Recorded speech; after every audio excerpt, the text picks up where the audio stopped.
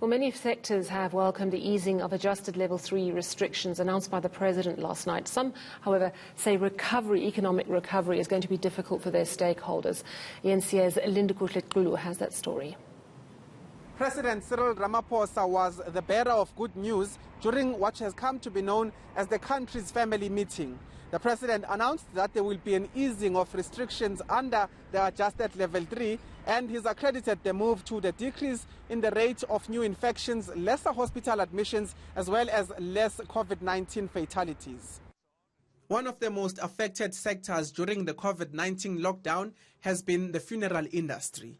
Those who work here have warned people to remain cautious despite the decrease in the number of new infections. It's very, very slightly declining, but it's not declining as expected. So the volumes are still high on the side of the death.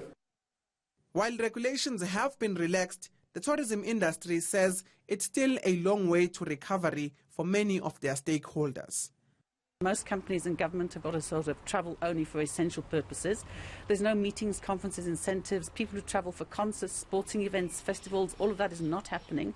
So the normal domestic travel industry is very, very subdued. Religious leaders are also breathing a sigh of relief, but have warned against closing churches in the future. When you shut down the church, hear me, after the whole thing is over, you'll find out that there's another pandemic in the country, a mental disorderly problem. Those in charge of parks and other recreational facilities have also urged people to follow regulations while using them.